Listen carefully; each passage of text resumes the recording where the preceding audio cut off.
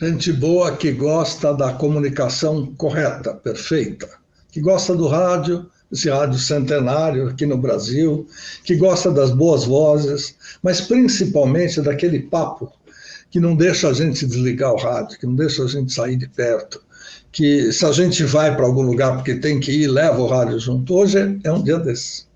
E eu sou feliz porque eu vou encontrar um grande amigo. Eu só lamento não ter podido trabalhar diretamente com ele ali, pertinho, aprender com ele, trocar ideia, passar umas ideias que a gente tem. Mas hoje ele está aqui e isso me deixa muito feliz. Vem para a tela, vem para o palco, João Ferreira, meu querido amigo. Malioca, rapaz, você é muito generoso. É importante que as pessoas saibam que você faz parte da história do rádio. Você é um dos nomes mais importantes desse veículo chamado rádio. E receber seu convite é um orgulho para mim. Estou muito feliz. Pode ter certeza Nós que todos... eu que perdi o privilégio de trabalhar com você. Os dois não tivemos essa oportunidade. João, eu quero saber um pouco da sua vida. Eu conheço uma parte dela, acompanhei, sou seu fã, confesso isso. Amigo, irmão. Sou amigo, irmão, porque adorei. Depois que a gente se conheceu e se aproximou, eu falei, puxa, por que não antes? Mas a vida é do jeito que é. Conta como é que começou a vida do João, onde foi, se foi aqui em São Paulo, se foi no interior, se foi no Rio de Janeiro, se foi em Minas, enfim. Conta um pouquinho do começo. Malioca, eu estou com 58 anos de idade e a minha vida profissional começou aos 21 anos, portanto, há 37 anos atrás, começou no Jockey Clube do Rio de Janeiro. Eu, desde menino, tinha o sonho de trabalhar em rádio e dizer ao meu pai, olha, não adianta, né, eu quero rádio. Eu dormia com rádio, acordava com rádio. Eu morava em Niterói, sou nascido e criado na cidade de Niterói, no Grande Rio, e eu ficava com uma sandália, meus amigos jogando futebol na praia, e eu com a sandália como se fosse narrador esportivo. Então, eu sempre quis comunicação. Para que você tenha uma ideia, com 18 anos, uma pessoa da minha família colocou a mim e o meu primo para trabalharmos de office boy numa empresa multinacional no centro do Rio de Janeiro. E eu falei, olha, eu vou trabalhar, mas eu não vou aguentar, porque eu quero ir atrás do meu sonho. Curiosamente, o meu primo chegou à presidência dessa empresa e eu saí, pedi demissão e fui atrás do meu sonho. Aos 21 anos, fui convidado para entrar na equipe de transmissão do Jockey Clube do Rio de Janeiro, para falar retrospecto, para dar peso dos cavalos, para transmitir. Então, fiquei ali por um tempo e aí depois vou te contando com calma durante esse bate-papo, porque a primeira etapa foi o Hipódromo da Gávea, no Rio de Janeiro. Mas ali, através de uma pessoa chamada Hernani Bires Ferreira, a minha vida mudou para sempre, Malioca. Felizmente, felizmente. E é nada como um exemplo desse, né? Perseguir o seu sonho, porque lá dentro a vocação está gritando. Agora me conta uma coisa, eu jamais imaginei, eu não sou um homem de microfone, eu me meto a fazer as coisas, mas meu negócio é bastidor. E eu nunca teria condição de narrar uma partida de futebol, por exemplo, não tenho a menor verve. Aliás, duas coisas que eu digo não antes de ser convidado. Transmissão de futebol e dirigir novela. Eu faço um montão de coisa, eu me meto a fazer, eu tenho cara de pau, mas para essas duas coisas eu confesso incompetência. Agora a pergunta é... Mas a corrida de cavalo é bem mais difícil que o futebol. É isso que eu ia falar. Se é complicado para quem transmitir futebol na TV... É tranquilo, só você ter uma listinha ali dos nomes, mesmo que sejam internacionais. Agora, você ficar como o Vicente Queregati, que era famosíssimo aqui em São Paulo. Cidade Jardim. Exatamente, com um microfone na mão, com a latinha ali perto e transmitindo corrida de cavalo, meu Deus do céu, cuja velocidade é muito maior do que os 50 quilômetros que a gente pode usar em média aqui nesta capital de São Paulo. Me explica isso, como é que você conseguiu, de repente, entrar nessa? Então, é sonho, né? Porque eu queria muito trabalhar com futebol. O meu sonho era o futebol. Mas a primeira oportunidade que apareceu foi o turf. Então eu falei, eu abraço, é a mesma coisa. Se alguém me perguntasse, você é chefe de cozinha para eu trabalhar no restaurante? Eu falaria que sim, sem ser, mas para tentar buscar meu sonho. Então, a corrida de cavalo para que as pessoas entendam, você tem que decorar o nome do cavalo, o número do cavalo e principalmente a roupa que o jockey está usando. Então a transmissão é feita pela roupa. Então um páreo tem no máximo 22 cavalos. E algumas muito parecidas, principalmente à noite. Às vezes uma é vermelha com boné preto, a outra é vermelha com boné branco. Então você tem que decorar isso tudo. E no calor da transmissão, que a cada segundo vai se transformando a corrida, posso garantir para você, hoje, seguramente hoje, com 58 anos, eu já não teria mais condições, porque realmente... Agora, o pique que é legal, né? Contorna a curva de chegada e entram pela reta final do Grande Prêmio Mallorca 2021. Na ponta, Barões tem meio campo de vantagem. Avança por fora, Derek tomou a quinta, quarta, terceira, segunda. Impara, ele domina e vai para a ponta, vai livrando meio campo de vantagem. Luta pela dupla. Já que cá por fora, off the way, ganhou o terreno, passou para segundo. Cruzam a faixa final. Eu só me lembro desse final de cruzam o disco. É isso aí. Quanto tempo dura, em média, só por curiosidade, uma corrida? Depende tranquila? muito da distância. A menor distância é 1.000 metros. Dura, em média, 54 segundos. Nossa. E a maior distância é 3.000 metros, que aí dura quase 4 minutos. Jesus, é muita coisa. Mas E foi aí... o início, então, quer dizer, como a gente está contando aqui, onde tudo começou, foi no Jockey Clube Brasileiro, no Hipódromo da Gávea, no Rio. Muito bom. Já tem sorte de estar ali perto, só olhar para cima, E ver tem o o Cristo Redentor por um dos lados. Aí você conhece o prédio, você conhece o hipódromo, então? Sim, sim. Okay. Eu andei por lá, eu dirigi um pouco de uma emissora, um período, numa das emissoras aqui de rede de FM. Então eu ficava lá, claro que a gente fica mais confinado na área, e já mais para os anos 80, 90, com medo de pegar linhas amarelas, vermelhas e outras coisas mais, a gente evitava sair. Mas, vez ou outra, um amigo levava a gente e tal. Me lembro, inclusive, de um grande amigo meu de Miami, que estava em São Paulo e me levou, junto com a minha mãe, para conhecer o Morro Dona Marta, por exemplo. Botafogo. Para que ela pudesse conhecer, para que ela visse. E onde ela o Michael acabou... Jackson gravou, né? Isso. E ela acabou tendo coragem de ir, já com 85 anos de idade, ao Cristo Redentor. Fomos até lá em cima, assistimos uma missa no santuário ali. Foi muito legal, foi um dos grandes sonhos que ela teve, pouco antes de morrer, que a gente conseguiu. Graças a Deus. Resolver, graças a Deus. Agora, voltando para o João.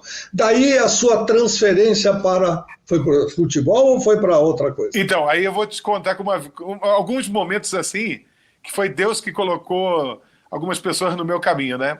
O Jockey Clube Brasileiro tinha um narrador oficial chamado Hernani Pires Ferreira. O Hernani era muito conhecido, ele foi da TV Globo muito tempo. E aí um dia, eu com 21 anos, o Hernani já com mais de 60, eu falei, Hernani, eu vou trabalhar para ser o seu substituto.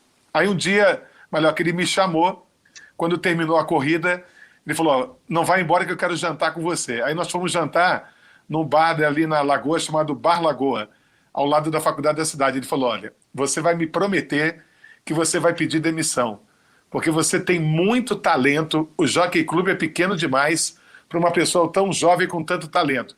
Eu quero que você peça demissão e você vai atrás do seu sonho, que é o futebol. Aí eu falei, mas Hernani, eu estou com 21 anos, eu estou trabalhando, eu estou recebendo, estou pagando minhas contas, como é que eu vou pedir demissão? Vou fazer o quê? Ele falou assim, ouça o que eu estou te falando, peça demissão, porque alguma coisa na sua vida vai acontecer. Aí eu pedi demissão do jockey, meu pai ficou muito chateado, as pessoas não entenderam, né? Eu com uma vida inteira pela frente pedindo demissão tão jovem, e aí fiquei um tempo parado.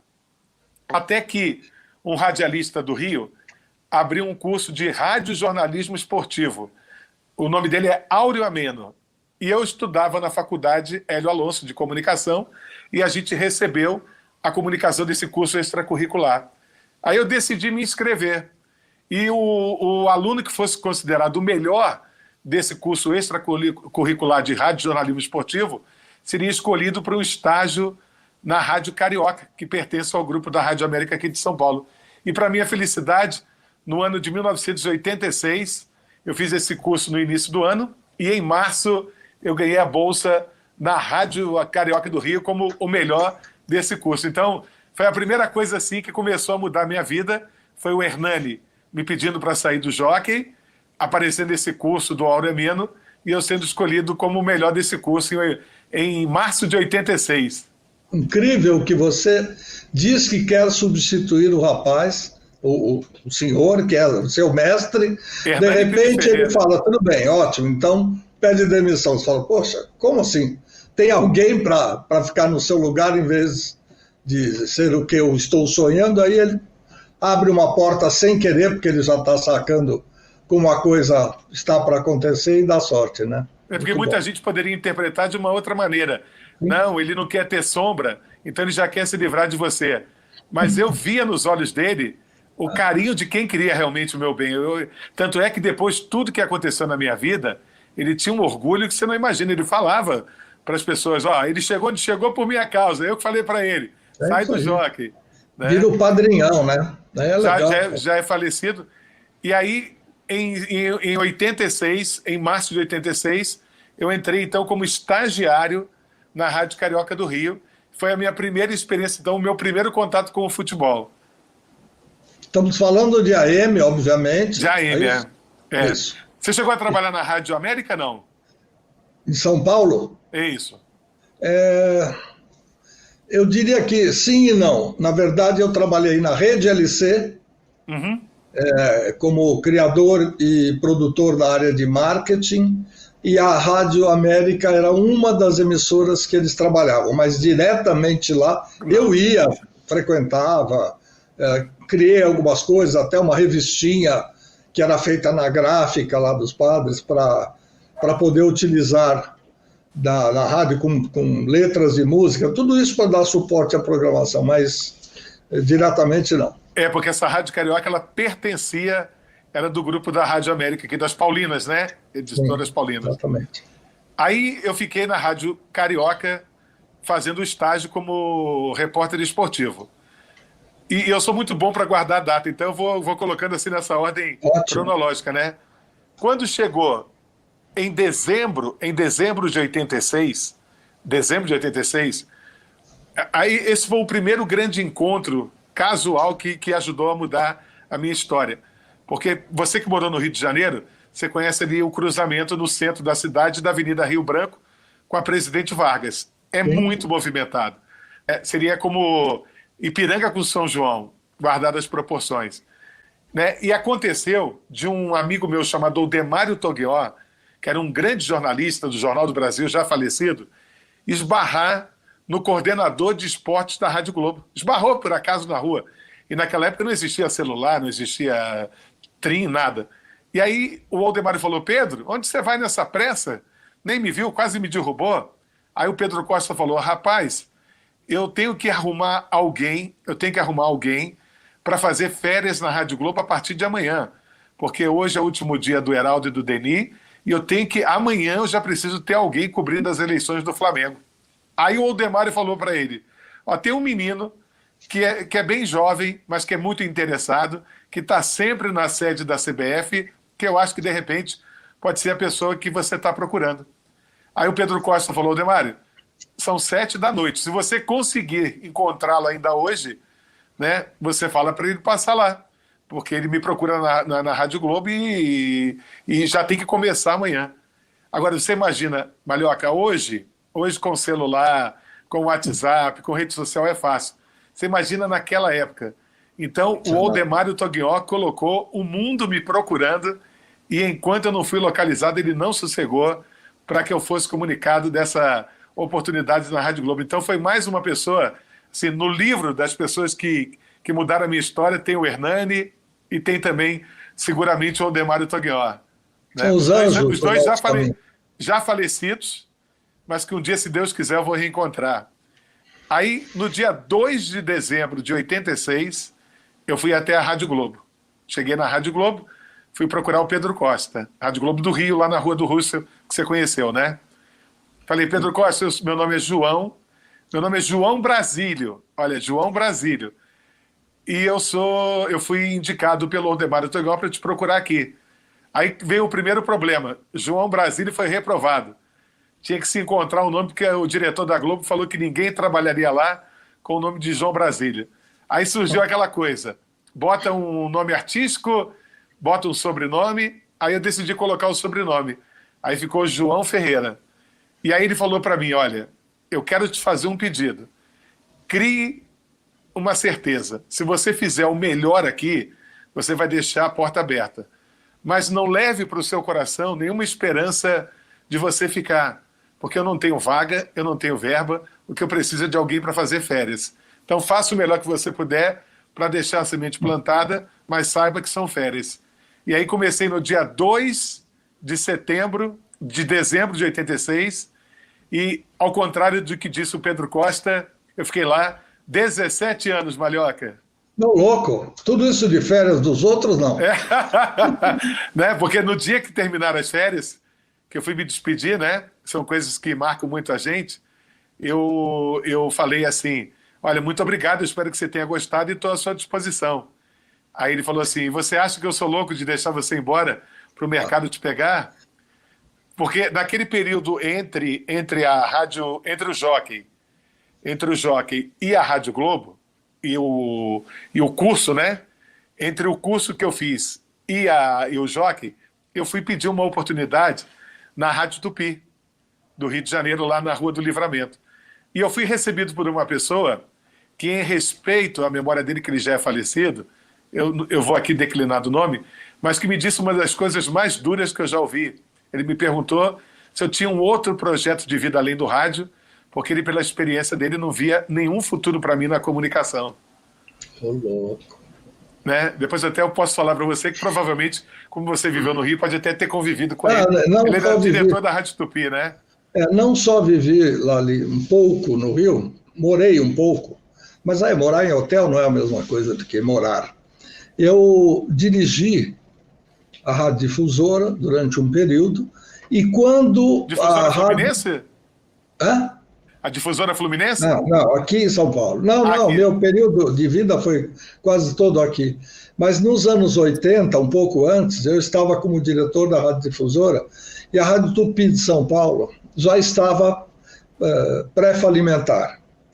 Aí um dos diretores, que era superintendente do grupo, falou, olha, eu vou botar um sujeito do Rio, que é da minha confiança, ele vai ficar aí algum tempo. E se ele precisar de ajuda, você dá uma força. Quem é o diretor? Odair Marzano. Eu falei, nossa, ídolo da minha madrinha. Quando eu era pequenininho, eu ouvia ela falar do Albertinho Limonta, que ele representava no Direito de Nascer. Isso do tempo de novela de rádio ainda e tal. Falei, nossa, vou conhecer uma pessoa que entrou na minha casa, na casa da minha família. No imaginário da família, né? Ficamos amigos. Aí chegou um dia, ele confessou, ele falou, Malhoca, eu não estou aguentando isso aqui, não tem nada para fazer. Eu estou num hotel, não conheço ninguém aqui, eu não sei porque. A gente sabe que vai fechar amanhã ou depois. Aí ele ligou para o doutor Humberto Gargiulo e avisou, doutor Humberto, não dá para ficar mais aqui. Eu vou sugerir que o Malhoca cuide da rádio, porque não tem o que fazer, não pode mandar ninguém embora, não pode pagar ninguém, não pode nada. Tem que esperar acontecer. Não deu outra. A Rádio Tupi de São Paulo pertencia a quem? Quem era o proprietário? Diários e emissoras associados, era do mesmo grupo. E aí ocorreu o que a gente já sabe. O Dentel, na época, chegou, um fiscal, me procurou, falou, olha, o senhor quer nos acompanhar? Nós vamos retirar o cristal do transmissor. Meu Deus do céu. Lá vou eu com o pessoal da reportagem, que ainda era filme, era máquina de filme, aquela câmera cinematográfica, o repórter, e fui lá acompanhar. Nós fomos testemunhas daquele desligamento, Nossa. Daquela tristeza, tirou, acabou e a Tupi fechou. A 1040 foi era o prefixo, que é o que a capital ocupa hoje. Isso, exatamente. Ah, não sabia. Eu tive essa triste missão. Eu não tenho na minha carteira de trabalho nada relativo. Deixei lá 3 salários de diretor artístico da Rádio Difusora e 2 meses de férias, que nunca me pagaram e não vão pagar, obviamente. E aí passou e a gente guardou isso como tristeza nas boas coisas. Engraçado também. Que, pelo jeito de você falar, a gente parece que você está vivendo essa situação de novo agora. Passa um filme, muito. Né? Eu acredito. Meu pai e minha mãe ouviam o Matutino Tupi. Eu era molequinho. sabe? Em casa se alternava entre Bandeirantes e Tupi. Eu conhecia o Corifeu de Azevedo Marques, de nome, de voz. Quer dizer, de repente, você chega perto, vai trabalhar num lugar que você sonhou também durante anos. E a coisa cai. Mas eram programações distintas ou era a rede Tupi do Rio, Tupi de São Paulo? Distinta, né? Não, distinta. Você quer saber? O Eli Correia foi lá um dos meus funcionários nesse período. Não Batista sabia. Linardi. Nossa, era um time. Luiz Aguiar. E era Rádio Tupi, Rádio Tupi de São Paulo. Rádio Tupi AM de São Paulo, sim.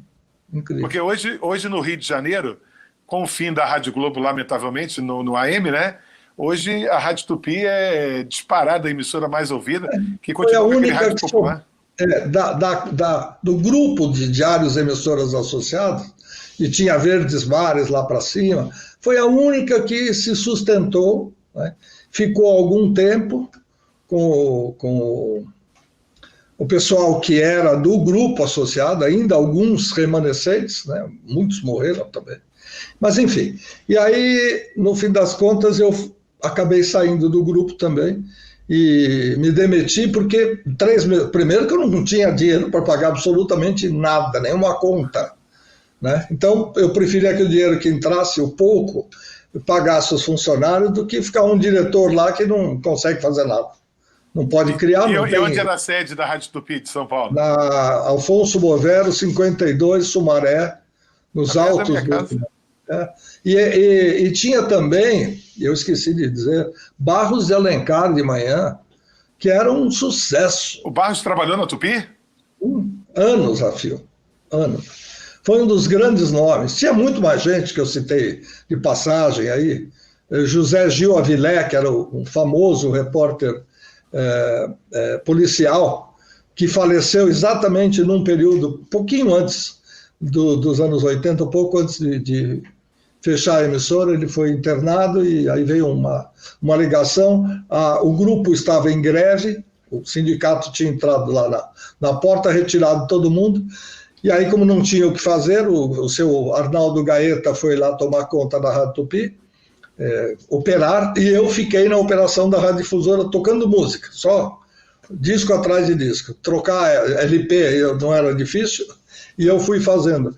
Aí toca o telefone interno, fala, olha, uma má notícia, a esposa do Beija-Flor, que era o nome artístico, ligou dizendo que ele acaba de falecer. Aí eu baixei a música, fui até o microfone, dei a notícia, voltei, subi a música, não sei se tinha gente ouvindo, não tinha, mas era a missão informar. Claro. Né? E passou por aí... Isso é documento, pô, isso é história do rádio, né? E eu fui, sim, sem dúvida. Mas olha, depois levaram fita embora, não ficou nada, praticamente nada do que era. Mesmo as vinhetas da Difusora, Jet Music. Lá no Rio, enquanto você estava lá, a correspondente era Tamoio, que começou começou com o esquema Play Música, né? Era uma rádio mais para jovem. Depois ela ficou sendo Tamoio, não me lembro o slogan, e aqui em São Paulo ela se separou do esquema Play Música, que era do José Humberto, alguma coisa assim. Porque lá no Rio, só para dar um detalhe, a Tamoio depois passou a concorrer com a Mundial.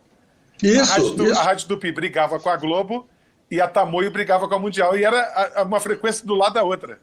E aqui era Excelsior. Excelsior, a máquina do som, exatamente.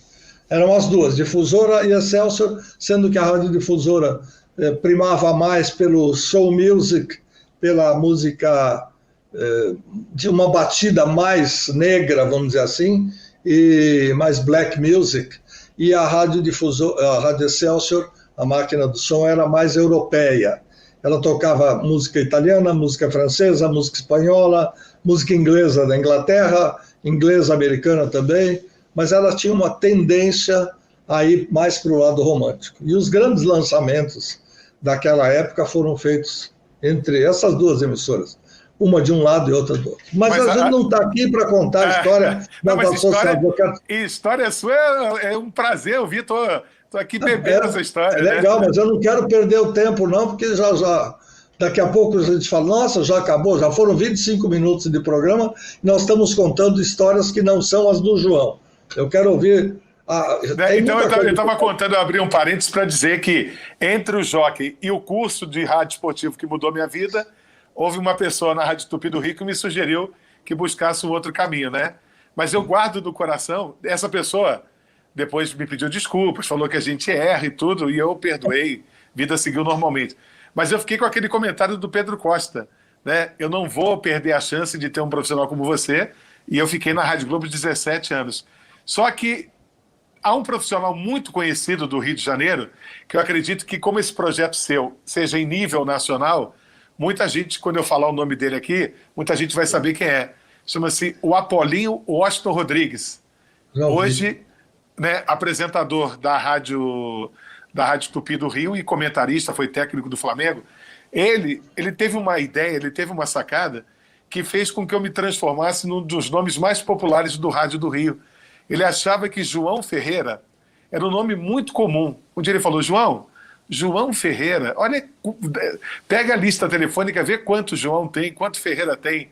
E aí, como naquela época eu sempre fui muito alto, mas naquela época eu tinha 150 quilos, ele teve a ideia de me colocar o apelido de João Grandão. Eu lembro. Você sabe disso? Foi ele, é. Foi ele, é. E o João Grandão virou uma marca que até hoje, né, na história da Rádio Globo, você fala João Grandão, mesmo eu estando afastado. Né? Hã? Virou um personagem da história. Para você ter uma ideia, eu ligava para as pessoas, aconteceu de eu encontrar o presidente da FIFA, João Avelange, ele falava João Grandão, quer dizer, para o presidente da maior entidade do esporte, quer dizer, virou minha segunda pele João Grandão, né? Sim. Só que quando eu vim para São Paulo, aí aqui em São Paulo já é um rádio mais sério, a direção da Rádio Globo falou, João, vamos guardar o João Grandão para o Rio e aqui a gente vai usar João Ferreira. Mas tem tanta gente em São Paulo que sabe que meu nome artístico lá é João Grandão, que muita gente até hoje aqui me chama de João Grandão, Malhoca. É verdade. Foi a marca, foi assim que você chegou aqui. Agora, eu não sabia que você já sabia desse apelido. Não, sabia. Eu, para dizer a verdade, não gosto muito de apelido, então eu prefiro chamar as pessoas pelo nome. Se bem que era um sobrenome artístico, vamos dizer assim, como tantos outros. Quanta gente virou Júnior, Neto, Filho, sem ser nada disso, com todo respeito, porque era um nome, apoiava o artístico. Né? Quantos indivíduos se tornaram da família Aguiar, sem nunca ter tirado carta, porque Aguiar era uma coisa interessante, era eufônico, né? O próprio Hélio Ribeiro, que era João Magnoli, mas achava que com esse nome ele não ia para frente. O nome do Hélio era o quê? José Magnoli. Não sabia. José Magnoli. Magnoli, porque na Itália o GL corresponde ao som do LH nosso. Por isso é que eu sou Malhoca e não Maglioca. Malhoca falado, Maglioca na escrita. O NH também. O nhoque se escreve G-N-O-C-C-I-A. CCI. E lá eles falam nhoque, porque o NH, que eles não têm o som do H, nós usamos aqui ao contrário, ou seja, com GN. Então o Magnoli era Magnoli. Caramba! E ele achou que seria um nome muito estranho e passou para Hélio Ribeiro, que ficou imponente, né, com aquela voz e tal. Tem um radialista muito conhecido, amigo seu, que trabalha comigo hoje em dia, que o nome dele não tem nada a ver com o nome artístico, mas a gente percebe que ele já acredita que a identidade dele é aquele nome artístico. Parece que a pessoa se acostuma, né? Porque ele nunca se trai. Eu não vou falar, porque se eu falar que ele me mata, né? Você sabe quem é muito bem. Mas assim, eu acho muito engraçado que a pessoa se chama Luiz Edivan Mateus, um exemplo. E aí vira Alberto Júnior e se acostuma com Alberto Júnior, que nunca mais erra que Alberto Júnior. Né? O cara veste essa identidade nova e esquece. Aliás, muita gente, quando se apresenta, nas nossas conversas aqui, muitos deles se apresentaram com o nome artístico. Na realidade, o meu nome de batismo é outro. Aí quando ele fala, poxa vida... E eu que sempre acreditei que era aquele. Mas é por causa da eufonia, do som gostoso que o rádio Eu não sei se você sabe que a minha irmã mais velha, Ângela, ela é casada com o cantor Sérgio Reis. Eu não sabia que era sua irmã. Claro que eu conheço a Ângela. Você conhece a Ângela? Era backing vocal dele, não era? Exatamente, e hoje estão casados, né? E o nome do Sérgio é Bavini, né? E aí ele fala assim, e a gente percebe que se falar Bavini, tá achando que ele não atender, que ele é Sérgio Reis, quer dizer, a pessoa incorpora, né? É verdade, é. E fica mais gostoso, mais eufônico, sei lá, que as E eu pessoas... falei para ele que ele foi rebaixado, porque eu sempre gostei dele como um irmão. Aí quando ele casou com a minha irmã, eu falei, agora você deixou de ser meu irmão, virou meu cunhado, foi rebaixado, né? Aí ficou chato. mas Bom, você sabe por que você não contou uma coisinha que foi importante que eu ia perguntar? Por que é que você veio do Rio para São Paulo? O que mexeu com você? O que aconteceu foi o seguinte, eu trabalhei no futebol por um bom tempo. Só que em determinado momento, eu me apaixonei completamente pela comunicação.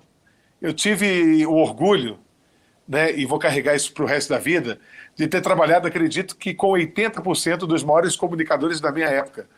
Então, no Rio de Janeiro eu trabalhei com Haroldo de Andrade, trabalhei com Paulo Giovanni, trabalhei com Luiz de França, com Edmo Zarif, que fez o Brasil, aquela vinheta que virou patrimônio nacional, né? Depois eu trabalhei com Paulo Lopes, com Paulo Barbosa, com Barros de Alencar, né? Eu estou até cometendo injustiça porque eu trabalhei com muitos e muitos. Então eu me apaixonei pela comunicação.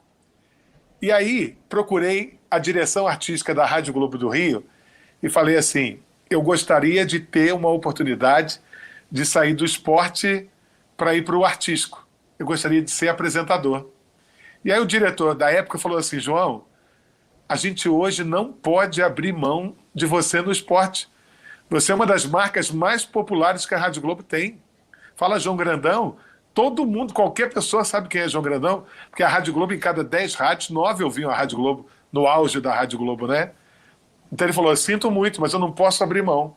E aí, de vez em quando, eu ia à sala dele e falava assim, e aí, Guilherme, não esquece de mim, se tiver um programa... Aí um dia ele me deixou fazer um programa sábado de madrugada, quando o titular estava de férias. No carnaval, ele me deixou apresentar um dia de carnaval, começou a me dar uma chance.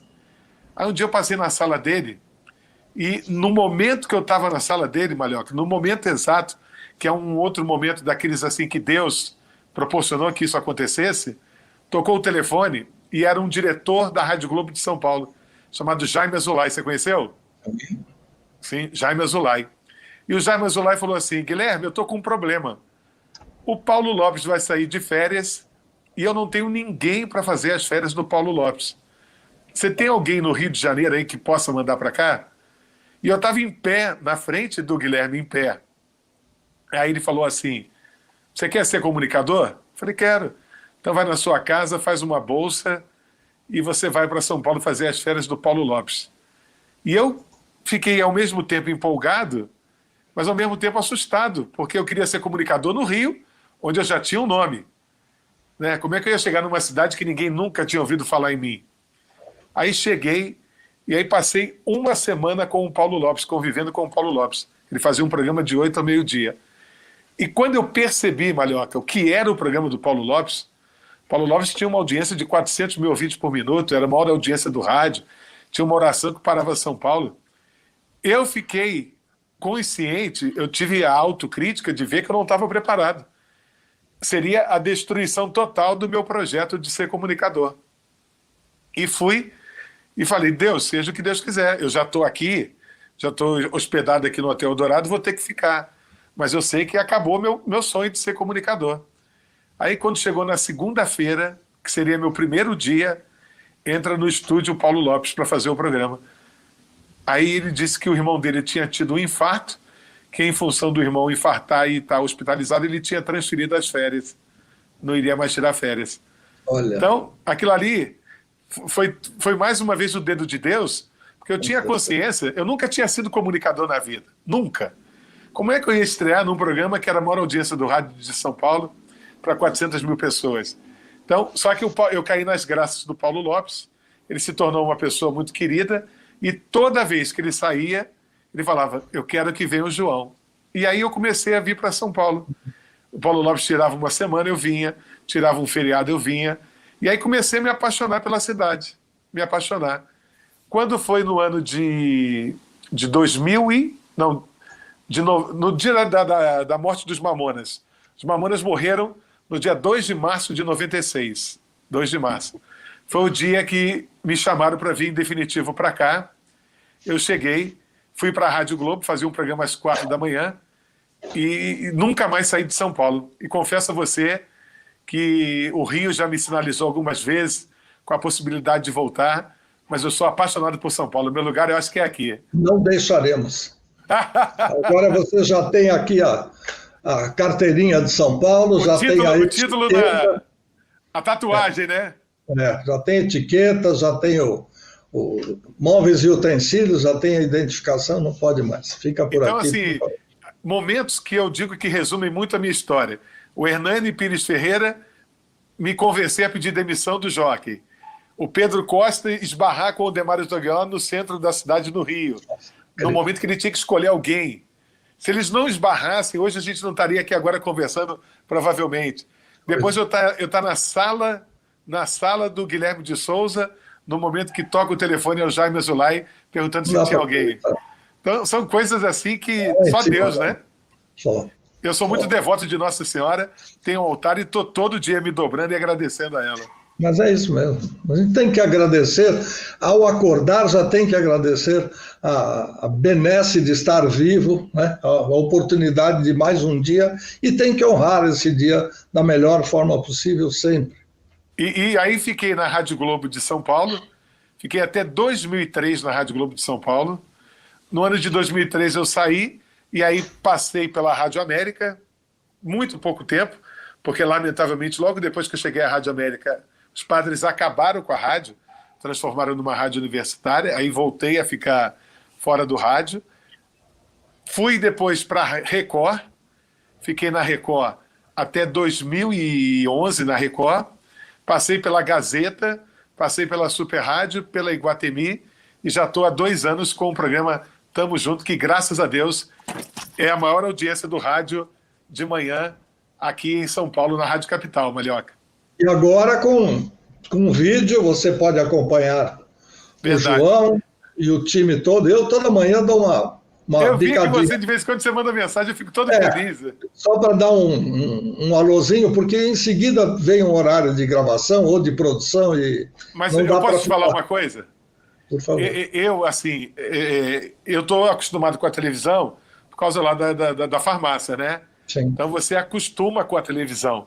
Mas o rádio, você sabe que quando eu estou dentro do estúdio da Rádio Capital, eu esqueço que tem câmera. Você consegue entender? Sim. Quer dizer, quando eu estou fazendo televisão, eu sei que tem a câmera. O rádio ainda tem aquela coisa, eu esqueço, eu não olho para a câmera, eu às vezes faço alguma coisa ali, aí depois eu falo, caramba, tu tem câmera, né? Esse novo esquema que inventaram é mais ou menos perto de... Eu dei consultoria para algumas emissoras do interior de São Paulo, e uma outra vez eu chegava lá, o cara estava inovando. A inovação dele era colocar no canto, num bico da sala, e normalmente os estúdios têm pé direito maior do que o que deveria, porque não tem necessidade de ter altura, mas tudo bem. Então lá no acústica, cantinho, né? No cantinho da sala, ele bota uma câmera, que pode ser uma câmera de segurança, mas ele aproveita para mostrar no site dele, sei lá, como é que é feito o rádio. E isso acaba com a magia do rádio. Porque você está ouvindo em casa, você está adivinhando, você está criando, você dá cores. Fulano, como é Beltrano. Você dá cores para o cenário. Aí, de repente, você vê que o sujeito está com camisa azul, camisa vermelha, chega alguém, tira o fone dele e fala aqui no ouvido, vem uma pessoa, põe um papel em cima, vem outro, tira o papel daquilo que ele está lendo, porque não entra mais aquela... Sabe, de repente, não é que isso é bagunça e que não pode ser visto, é que aquilo não faz parte do dia a dia do ouvinte tradicional. Aí ele começa a ver aquilo e fala, nossa, é isso? Sabe? A magia vai embora, é uma pena. Mas você tem um pensamento assim... Que a imagem possa desgastar um pouco o veículo rádio, ou vai... Eu acho que as pessoas vão se acostumar com essa coisa, se for bem feito. Se for, eu vou pedir até licença para dizer a você, o que a gente vê em algumas emissoras, como Jovem Pan, como Bandeirantes, é algo diferente. Ela tem lá 4 câmeras, tem uma direção de TV, tem alguma coisa que seleciona as imagens. Então é uma Nosso televisão... amigo Thiago Rossi, quem cuida disso lá. É uma televisão transmitindo a programação. Agora, quando você coloca uma câmera para mostrar o todo do estúdio, fica sempre no plano geral, e você não está olhando para o ouvinte, falando para ele, como você faz na televisão, quando você está na farmácia, então, de repente, fica uma coisa meio quebrada, como você mesmo disse. Eu estou falando com as pessoas, está você aqui, a câmera está pegando você de lado, tem uma outra pessoa aqui do seu lado, tem uma moça do outro lado, tem um entrevistado aqui, às vezes são 4 pessoas ao mesmo Exatamente, tempo. Não dá para você ficar trocando, tem que ter um switcher, tem que ter um sistema de cortes e tudo mais. Então, enquanto não se fizer isso com um script, porque o rádio tem muito improviso, um fala, o outro fala em cima, e quem que você corta na hora? É que nem algumas lives que são feitas por um sistema chamado Zoom, que é de graça, todo mundo está usando. É muito legal, é muito prático, é intuitivo, só tem um detalhe. Quem fala mais, ou seja, a voz mais alta, ela dá um clique na tela e aparece a voz daquela pessoa. De repente, quem está falando é o outro. Alguém tossiu, ela já corta para essa pessoa. Entendi. Então, não é uma coisa planejada. Na televisão, você sabe, não no caso do que você faz, que é uma câmera, mas eu digo, numa televisão, são 3 câmeras. O diretor de TV sabe quem é que vai falar primeiro, quem vai falar depois. Se há 2 entrevistados, você cruza as câmeras. Então, uma câmera fica na diagonal, outra câmera na diagonal oposta. Enfim, é outra linguagem, né? E o rádio ainda está achando... Você quer ver uma coisa? A gente tem uma orientação lá do Departamento Digital para sempre que puder trazer vídeos para os programas. E eu conversei com eles e falei, olha, posso até... Realmente, quando você coloca um vídeo interessante, eles percebem que cresce a audiência no Facebook, no YouTube. Mas eu acho que você só pode colocar um vídeo se a pessoa que estiver ouvindo, não pode assistir, mas ouvindo, conseguir entender. Senão você afasta essa pessoa, não é verdade? É a mesma coisa, João. Nós já fizemos uma campanha, a campanha nem fui eu que comecei, foi o Luiz Henrique Romagnoli, que é um parceiro de longa data. Diga não ao som da TV no rádio. O resumo é essa. Por quê? Porque por questões econômicas, muitas vezes, um comercial de televisão vai para o rádio. É verdade. Até aí, mais ou menos. Não é a mesma linguagem, mas passa. Agora, um programa político, que o partido político gastou uma nota para mostrar todos aqueles filmes, vídeos, obras e não sei o que, não sei o que lá, quem está em casa no rádio não vê. Ele ouve música, ouve ruídos, mas ele não sabe o que está acontecendo. Então, a linguagem de um veículo é diferente do outro. Então, se você... É exatamente o que você disse. Coloca um vídeo, mas o vídeo só tem ruído, só tem emissão de som. Quem está em casa ouviu, mas não entendeu. Não, aquele horário que eu faço, por exemplo, tem em média ali, no rádio AM e FM, nos dois, tem uma média de quase 200 mil pessoas ouvindo. Você tem um número bem menor do que esse assistindo, mas muito menor assistindo. Então, se você der preferência a quem está assistindo, você afasta quem está ouvindo. Então, você tem que evoluir, as multiplataformas são uma realidade, mas você tem que ter muito cuidado. É isso que eu me confundo um pouco, realmente... Né? Rádio e imagem é uma coisa que eu ainda estou engateando e aprendendo, Malhoca. Não, mas todos nós, isso é muito novo. O detalhe é que você, enquanto você está fazendo uma coisa, você precisa entender o que é esta coisa. Então, se você está se comunicando com as pessoas, está conversando, está brotando no seu coração aquela energia toda que passa para as pessoas, a partir do momento que você vai para a televisão, tem um texto. Às vezes você pode falar de improviso, mas você tem que estar lá marcado a hora que você corta para a câmera 1, a hora que você vira para a câmera 2. São coisas que no rádio a gente não tinha até então. E outra coisa, se nós nos orgulhamos durante 100 anos para dizer que o rádio leva você para onde quiser e você leva o rádio para onde você for, para te acompanhar, para ser a sua companhia, já o seu computador não dá mais. E o celular que a pessoa usa para eventualmente acompanhar, que já é uma tela pequenininha, e não dá para ele ficar olhando, como a gente dizia antes, fica fazendo comida na cozinha, mas está olhando, está acompanhando no celular. Não dá, alguma coisa vai queimar, ou o celular, ou a comida. Não, você quer ver uma coisa? Eu, por exemplo, enquanto eu estava esperando você, olha o que eu tenho aqui do meu lado, vê se você consegue ver. Sim, sem dúvida. Eu não tenho abro igual. mão. Você tem? É mesmo. Eu não abro mão, assim, eu sou Mesmo. apaixonado. É pena que ele ainda não tem a faixa estendida, né? Esse eu não sei se tem. Esse já tem? Tá. Já tem, é. Alguns ainda são do tempo antigo, do analógico, então eles dependem de uma adaptação ou de uma troca no dial. Já os carros que saíram em 2019, 20, creio que de 2020 para cá, eles já têm a faixa estendida, tanto é que eu tenho ouvido no carro, até para saber quem é que migrou, quem é que já foi, como é que está saindo o som, porque foi uma batalha também essa coisa da migração. Mas vamos continuar. Você precisa contar mais alguma coisa que você... Não, eu tenho assim, graças a Deus, eu tenho um projeto de um dia poder escrever um livro, porque aconteceu tanta coisa. Eu, por exemplo, né, eu sou sobrevivente, eu deixei de embarcar num voo da TAM que caiu em outubro de 95, 7, peraí, 31 de outubro de 96, 31 de outubro de 96, caiu um avião da TAM, aqui subiu em Congonhas e caiu. E eu estava na lista de passageiros, porque a minha esposa estava grávida na época e eu ia viajar para o Rio para acompanhá-la no exame pré-natal. Ela em Petrópolis e eu aqui em São Paulo. Aí eu fiz o meu programa de madrugada na Rádio Globo. Quando terminou, eu falei para o pessoal que trabalhava comigo, eu vou no meu flat descansar um pouquinho e vou pegar o voo das 8 da manhã, porque eu vou ao Rio para um exame pré-natal com a minha esposa. Só que eu dormi, perdi a hora, e quando acordei, já acordei com a queda do avião. O Heródoto Barbeiro já tinha dado na CBN a notícia de que provavelmente eu teria embarcado, porque ninguém conseguia falar comigo, né? Então, assim, eu falei, um dia eu acho que a minha história, sentando com alguém que gosta de ouvir, de escrever, né? Tem muita coisa engraçada e tem muita coisa profunda também. Olha, faço o que eu fiz. Eu fui ao Canadá passar férias, estava na casa de um casal que trabalhava o dia inteiro e só podia me atender no sentido de mostrar a cidade, passear à noite. Eu tinha recém-chegado.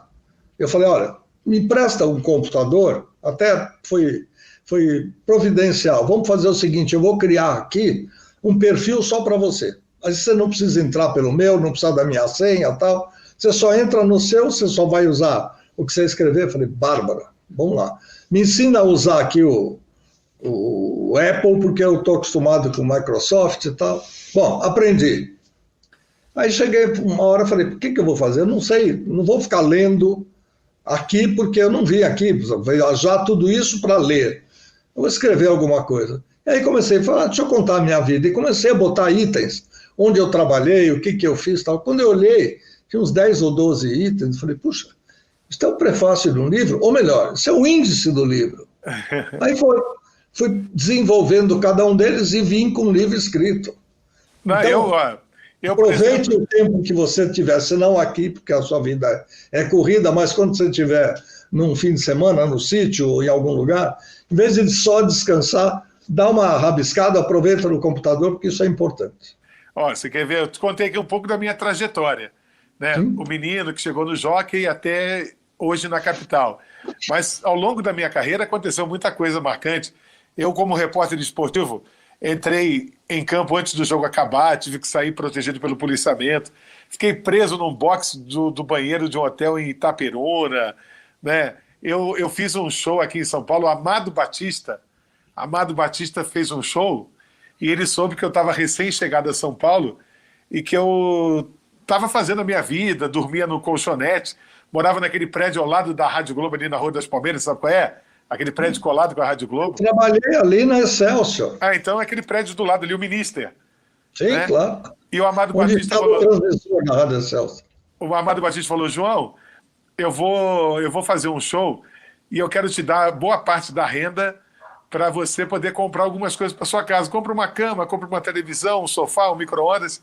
E aí eu fui e deixei reservado na loja.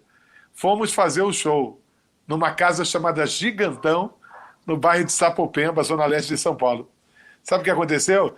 Entraram 8 caras de escopeta e levaram o dinheiro todo. Jesus, mais essa. Aí o Amado Batista, se você entrar agora, o Amado escreveu a biografia, tem lá, a biografia do Amado Batista, e ele conta essa história. Ajudei muita gente nessa vida, mas nunca vi pé frio igual ao João Ferreira. Ah, não é isso aí. Já teve o lado bom, mas a sua vida é pontuada por coisas muito estranhas, muito diferentes. É importante notar isso. Né? E com 35 anos de carreira, eu já fiz muita coisa no rádio do Rio de Janeiro, no rádio de São Paulo, também na televisão, mas você sabe que aquilo que talvez seja o mais marcante com a minha voz, muita gente saiba, né, o que é aquilo, que é uma vinheta, mas talvez a grande maioria não saiba que aquela é a minha voz. Eu fui convidado pelo Negrão, um sonoplasta, a gravar a vinheta que virou o RG do Ratinho. Eu que falo, Ratinho! Aquela voz é minha. Não sabia. Olha só. Que é aquela onde qualquer lugar do país que o Ratinho chega, o pessoal já fala Ratinho! Né? E eu que gravei aquela vinheta. Então, não quer sabia. dizer, com tantos anos de carreira... O Zarif, olha as marcas. O Zarif com o Brasil. O Brasil virou domínio público. O Rádio Globo com o Fábio Stella, se eu não me engano. Fábio Stella. Não, mas aí ele entrou com um processo e a Rádio Globo não pode mais usar as vinhetas dele. Ah, não sabia. Não pagaram? Não pagaram, né? Porque ele gravou a música Estela. Sim. E aí pediram para ele gravar. Ah, já que você gravou Estela, grava Rádio Globo. Não. Aí começou Flamengo, São Paulo. Quando ele viu, ele já era a voz das vinhetas e não pintava nada. Não custava, né? Entre uma cerveja e outra, não custava dar um pouquinho da verba para quem...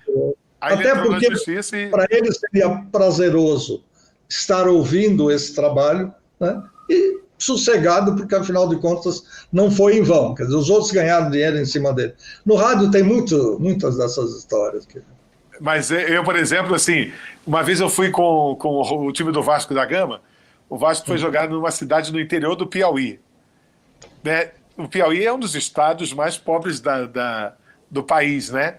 Então nós descemos em Teresina, pegamos um ônibus para ir para o interior, uma cidade chamada Floriano. Aí quando nós paramos chegando na cidade, a guia falou assim: nós temos uma tradição, quem toma um pouco dessa água, com certeza vai voltar aqui um dia. Aí grita o Romário: só desço quando esvaziar esse rio. Como que diz? Você está arriscado eu tomar um pouco dessa água e voltar aqui, né? Mas escuta, João, você tem alguma coisa assim que eu sempre gosto de perguntar? Puxa, eu gostaria de ter feito, não deu tempo. Eu gostaria de fazer, eu tenho um projeto, sem ser o do livro que você já contou, mas no rádio, que é o nosso objetivo maior. O que você não fez e gostaria de ter feito? Narrar futebol. Porque, é mesmo? Porque o que acontece? Tudo começou comigo narrando futebol na infância, lá na Praia das Flechas de Niterói. Com uma sandália, eu ficava narrando o futebol dos meus amigos. Só que aconteceu de tudo na minha vida. Virei locutor, jockey, virei repórter esportivo, virei comunicador, trabalhei no Rio, trabalhei nas maiores emissoras de São Paulo, mas eu nunca... Para que você tenha uma ideia, eu narrei uma vitória do Ayrton Senna aqui em Interlagos. A última vitória do Senna, em 83, eu transmiti para a Rádio Globo. Mas eu nunca na minha vida narrei uma partida de futebol. Essa é uma grande frustração que eu tenho e fiz muitos projetos bem legais. Mas eu gostaria de ter feito uma Copa do Mundo também, que eu não fiz. Eu vou ligar para o meu amigo Olivério Júnior, que é um querido, longa data. Vou falar: escuta, Olivério, ainda que seja um jogo especial, deixa o moço praticar lá, só para ver como é que Agora não tem mais invocador, é muito tempo, né? Mas eu tenho a frustração. Eu estava conversando com o Olivério hoje, por acaso, né? e ele levou José Silvério, um monstro sagrado, para a capital, e o Olivério fez muitas competições, né? Olimpíada, Copa. E eu falei, Olivério, eu tenho uma frustração. Fiz muita coisa na minha vida, mas faltou uma Copa do Mundo. Talvez eu pudesse até ter feito se eu não trocasse o esporte pela comunicação. Porque eu estava no auge do esporte. Né? Eram sonhos que se realizavam à medida em que você crescia, que você evoluía. Né? Mas eu vou te falar, eu trabalhei muitos anos no esporte. Muitos anos.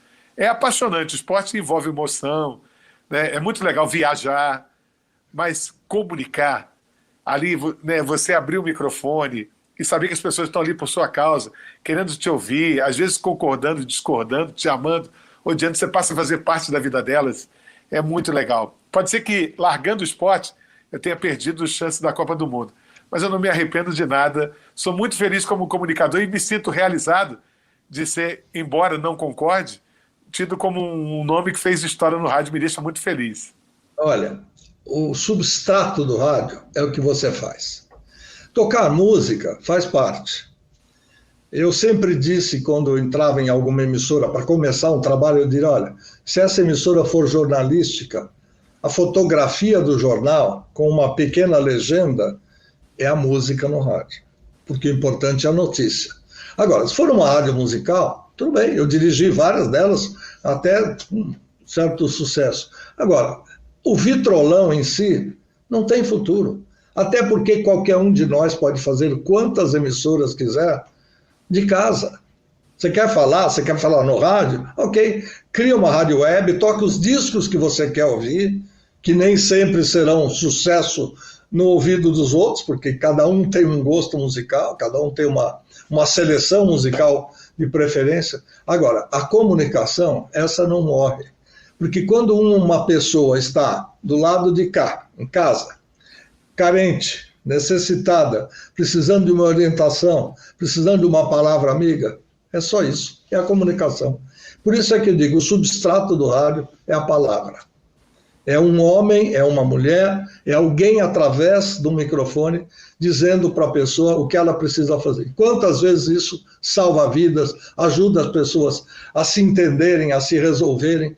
Por isso, essa é a sua missão e continue nela. Você quer ver uma coisa? Eu gosto muito, e você talvez seja a pessoa mais indicada. Se criou um mito equivocado de que rádio AM era para velho e rádio FM era para jovem. Eu acho que essa migração do AM para o FM vai mostrar o quanto o rádio AM é popular, não é para velho. Outro dia eu estava escutando a rádio nativa, né, FM, e aí estava tendo uma promoção, uma menina ganhou um rádio, acertar melhor da hora, melhor de 3, aí ela ganhou um rádio. Aí ela perguntou para o comunicador no ar, o rádio tem AM? Aí ele falou, não sei se tem AM, mas com certeza tem FM para você escutar na ativa. Aí uma outra pessoa no estúdio falou assim, vai ver que ela tem uma avó, essa avó deve gostar muito do AM, ela vai dar o rádio para a avó. Ela falou, não, eu gosto, era uma pessoa jovem, eu gosto do AM. Então eu acho que legal, a migração vai mostrar que o rádio ele tem alguns conceitos, fazer companhia, informar, entreter, e o AM acho que sempre fez isso, né? Sim, sim. O rádio era isso. Hoje a gente não tem mais tempo, até porque estamos chegando bem no finzinho do programa, mas a gente volta a conversar. Marca aí na agenda, a gente combina mais um horário e vai falar aí eu bastante. Vou te contar, hoje eu contei assim, o lado mais da trajetória, um dia eu volto para contar as derrotas. Muito mico que eu paguei na vida. Também é interessante. E eu vou te contar, você me cobra. Você falou aí que a moça ganhou um prêmio na Melhor de 3. Eu vou contar a história da Melhor de 3 muito rapidinho para você, porque ela está no meu canal do YouTube, ela está numa série chamada Como Nasceu. Eu conto algumas das coisas que eu criei para o rádio, inclusive a Melhor de 3. Por hoje, João, não dá para a gente ir além, nós vamos voltar a conversar, porque já estouramos o tempo regulamentar e você sabe que eles cortam a gente. São rigorosos, verdade. Eu que agradeço de coração. Foi difícil, estou numa fila aí para conseguir um espaço na agenda do João, mas já vou pedir para ele guardar mais uma data. Assim que possível, a gente volta a conversar, porque eu adoro falar sobre rádio e já vi que você tem muita coisa para ensinar para a gente. Olha, muito obrigado. Para mim é um orgulho saber que eu faço parte da sua relação de Vozes do Brasil. Sei que sai do seu coração, né, dos 100 anos do rádio, e a qualquer momento, não sou seu médico, mas eu te atendo 24 horas. Ó, um beijo, minha gratidão, e guarde sempre um lugar para mim no seu coração, Malhoca. Tá, você tem um local definido, você pode ficar de pijama no frio, você pode ficar de short no... É seu total. Obrigado, João. Obrigado a todos que assistiram esse nosso papo e acompanham a gente. Até mais.